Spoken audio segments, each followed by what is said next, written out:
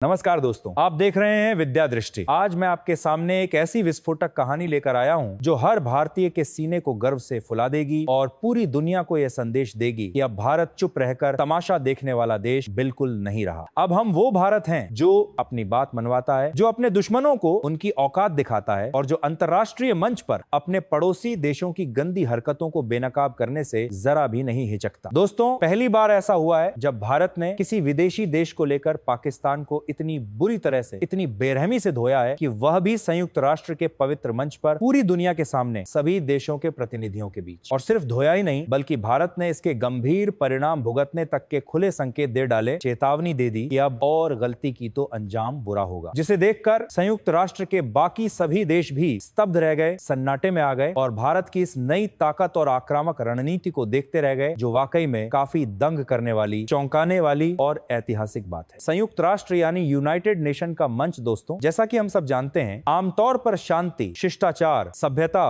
और कूटनीतिक भाषा के लिए जाना जाता है। यहाँ देश एक दूसरे पर सीधे हमला नहीं करते, खुलकर गालियां नहीं देते, नाम लेकर निंदा नहीं करते। यहाँ शब्दों से खेला जाता है, डिप्लोमेसी की नरम और सधी हुई भाषा बोली जाती है, इशारों में बातें की जाती हैं। भारत तो खासकर हमेशा से बहुत सोच समझकर, तौल तौल कर बोलता रहा है, क्योंकि भारत जानता है कि उसकी एक लाइन, एक शब्द भी पूरी दुनिया में गूंजता है, सुर्खियां बनाता है। हर शब्द का अपना वजन होता है, अपनी अहमियत होती है। लेकिन दोस्तों, इस बार मामला कुछ इतना गंभीर, इतना खतरनाक और इतना नाजुक बन गया था कि भारत को भी अपनी पुरानी नीति छोड़नी पड़ी और साफ, कड़े, तीखे और धारदार शब्दों में अपनी बात रखनी पड़ी। अब चुप रहना मुमकिन नहीं था, अब झुकना संभव नहीं था, अब सहना असंभव था। दरअसल अफगानिस्तान को लेकर हुई हालिया चर्चा में, जिसमें दुनिया भर के देशों के प्रतिनिधि मौजूद थे, भारत ने ऐसा तूफानी बयान दे दिया, ऐसा विस्फोटक भाषण दिया, जिसे सुनकर कई देशों ने तुरंत समझ लिया कि निशाना किस तरफ है, तीर किसके सीने पर चल रहा है। भारत ने बिना नाम लिए, बिना सीधे इशारा किए यह साफ साफ कर दिया कि अफगानिस्तान की हालत आज इसलिए इतनी खराब, इतनी भयावह और इतनी दर्दनाक हो गई है क्योंकि कुछ ताकतें, कुछ देश, कुछ सरकारें उसे सांस लेने तक नहीं देना चाहती हैं। आतंकवाद को पालना, खून की खेती करना, सीमा पार कट्टरपंथ को बढ़ावा देना, नफरत की फसल उगाना और फिर ऊपर से ट्रांजिट रास्तों को हथियार की तरह, ब्लैकमेल के हथकंडे की तरह इस्तेमाल करना, ये सब किसी कमजोर देश को घुटनों पर लाने की, उसे तबाह करने की, उसे खत्म करने की गंदी रणनीति है, जो एक नीच, घिनौना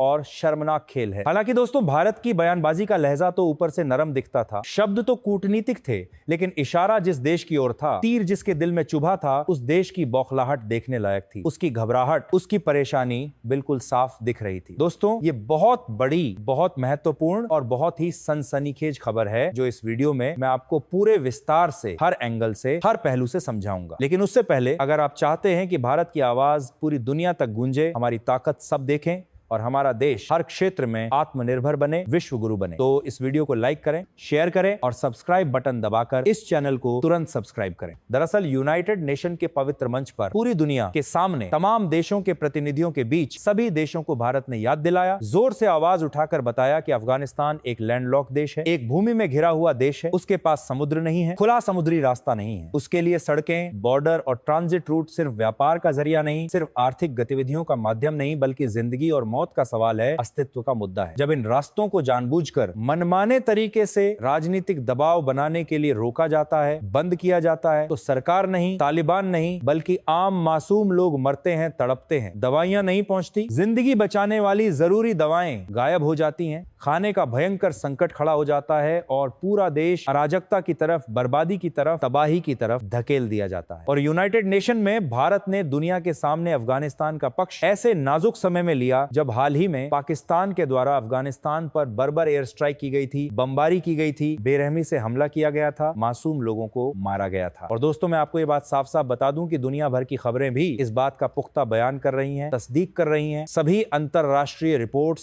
सभी विश्लेषण, सभी विशेषज्ञ एक स्वर में कह रहे हैं कि भारत ने जिस देश पर आरोप लगाया, जिसे घेरा, उसका इशारा सीधे साफ साफ पाकिस्तान की तरफ था। कोई दो राय नहीं, कोई शक नहीं है, कोई संदेह की गुंजाइश नहीं। और यहीं पर, इसी मोड़ पर भारत का लहजा थोड़ा सख्त हो गया, तेवर बदल गए, टोन पूरी तरह बदल गया। भारत ने साफ साफ बेझिझक होकर कहा कि अंतर्राष्ट्रीय नियमों, कानूनों और क्षेत्रीय सहयोग की बातें भाषण मंचों पर करना बहुत आसान है, स्पीच देना सरल है, लेकिन जमीन पर उनका ईमानदारी से पालन कर ना उन्हें लागू करना कहीं ज्यादा जरूरी है, सबसे अहम है, क्योंकि असली काम, असली परीक्षा वही है। किसी देश को राजनीतिक दबाव में लाने के लिए, उसे झुकाने के लिए, उसकी जीवन रेखा पर, उसकी धमनी पर वार करना न केवल अमानवीय है, क्रूर है, बल्कि पूरे क्षेत्र की शांति के लिए, स्थिरता के लिए बेहद खतरनाक है, विनाशकारी है। इसके साथ ही दोस्तों, भारत ने और भी साफ शब्दों में और भी मजबूती से खुलकर यह भी कहा कि अगर अफगानिस्तान की जमीन का इस्तेमाल आतंकवाद फैलाने के लिए हुआ, खून खराबा करने के लिए हुआ, तो उसकी भारी कीमत, उसका खामियाजा पूरे दक्षिण एशिया को चुकाना पड़ेगा, पूरे क्षेत्र को भुगतना पड़ेगा। आईएसआईएस जैसे खूंखार संगठनों से लेकर क्षेत्रीय आतंकी नेटवर्क जैश ए मोहम्मद, लश्कर ए तैयबा तक सभी पर एक साथ सख्ती से नकेल कसना जरूरी है, कार्रवाई करना आवश्यक है। यह सिर्फ अफगानिस्तान की समस्या नहीं है, यह सिर्फ एक देश का मामला नहीं है, यह एक बड़ा अंतरराष्ट्रीय खतरा है, एक वैश्विक चुनौती है। यहीं से यह मुद्दा सिर्फ मानवीय नहीं रहता, सिर्फ भावनात्मक नहीं रहता, बल्कि सीधे सीधे ताकत, सत्ता, राजनीति और पड़ोसी देशों की गंदी नियत से, उनकी साजिशों से जुड़ जाता है। और यही वजह है, यही कारण है कि भारत का यह धमाकेदार बयान, यह तूफानी भाषण सामान्य डिप्लोमेटिक स्टेटमेंट नहीं, कोई औपचारिक भाषण नहीं, बल्कि एक सोचा समझा, रणनीतिक और बेहद सख्त संदेश माना जा रहा है, एक खुली चेतावनी माना जा रहा है। और भारत ने इस तरीके से, इस अंदाज में इनडायरेक्टली लेकिन साफ साफ संदेश दे दिया है, धमकी दे दी है कि अगर अफगानिस्तान को हाथ भी लगाया, अगर वहां के लोगों को परेशान किया, तो भारत पाकिस्तान के खिलाफ पूरी अंतरराष्ट्रीय फौज खड़ी करने की ताकत रखता है, हिम्मत रखता है। हम कुछ भी कर सकते हैं, हम किसी से नहीं डरते। अब दोस्तों, अगर इस पूरे बेहद जटिल और गंभीर मामले को थोड़ा गहराई से समझें, डिटेल में जाएं, परतें खोलें, तो तस्वीर और भी साफ हो जाती है, और भी स्पष्ट हो जाती है। पूरा खेल, पूरी साजिश, पूरी रणनीति समझ आ जाती है। अफगानिस्तान की अर्थव्यवस्था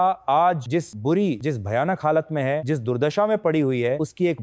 बहुत बड़ी वजह है उसका ट्रांजिट ट्रेड, उसके आयात निर्यात के रास्ते। अफगानिस्तान का करीब 60% से भी ज्यादा आयात और निर्यात, उसका अधिकांश व्यापार आज भी पाकिस्तान के रास्ते होता है, पाकिस्तान के बॉर्डर से गुजरता है। और आप इस मैप में देखकर बहुत आसानी से भारत, अफगानिस्तान और पाकिस्तान की भौगोलिक लोकेशन को समझ सकते हैं। ये देख सकते हैं कि कहां कौन बैठा है, किसकी क्या स्थिति है। यानी खाने पीने का सामान हो, दालें हो, गेहूं हो, दवाइयां हो, जीवन रक्षक औषधियां हो, या रोजमर्रा की जरूरतें हो, सब कुछ, हर चीज बॉर्डर और ट्रांजिट रूट पर टिकी हुई है, निर्भर है। लेकिन असली समस्या, असली दिक्कत तब शुरू होती है, तब सामने आती है, जब इन रास्तों को राजनीति का गंदा हथियार बना लिया जाता है, दबाव बनाने का जरिया बना लिया जाता है, जब इसे ब्लैकमेल के लिए, धमकाने के लिए बेशर्मी से इस्तेमाल किया जाता है। बीते कुछ सालों में, हाल के वर्षों में कई बार, अनगिनत बार ऐसा हुआ है जब पाकिस्तान द्वारा अफगान ट्रकों को, माल से भरे कंटेनरों को बॉर्डर पर हफ्तों तक, महीनों तक जानबूझकर मनमाने तरीके से रोका गया, फंसाया गया। कंटेनर सड़कों पर खड़े रहे, सामान सड़ता रहा, और इसका सीधा भयानक असर काबुल से लेकर छोटे छोटे शहरों तक, गांवों तक दिखा,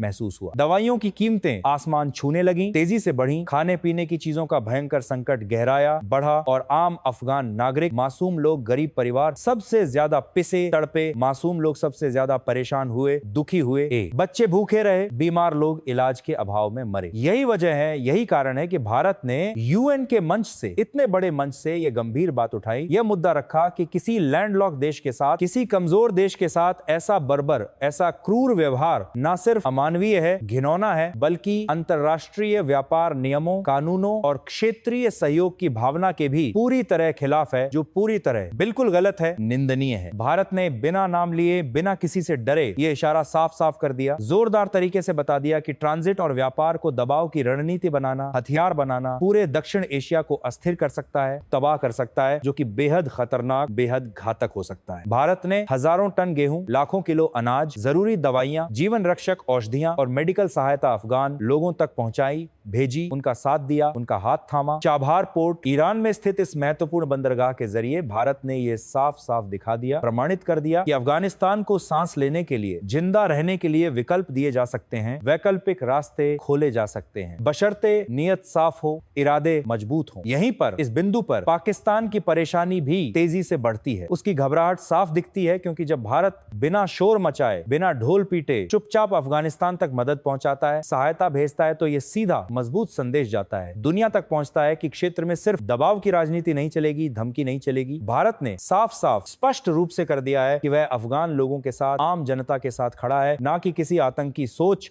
घृणित विचारधारा या अस्थिरता फैलाने वाली रणनीति कूटनीति के साथ, किसी साजिश के साथ। अब दोस्तों, इस पूरे नाटकीय और ऐतिहासिक घटनाक्रम का, इस पूरे घटना चक्र का सबसे बड़ा, सबसे महत्वपूर्ण मतलब, सबसे अहम संदेश यही है कि भारत अब सिर्फ प्रतिक्रिया देने वाला देश नहीं रहा, सिर्फ जवाब देने वाला नहीं रहा। हम अब चुप रहने वाले बिल्कुल नहीं, हम अब डरने वाले नहीं। भारत अब अंतरराष्ट्रीय मंचों पर एजेंडा सेट करने की मजबूत स्थिति में आ चुका है, दिशा तय करने की क्षमता रखता है।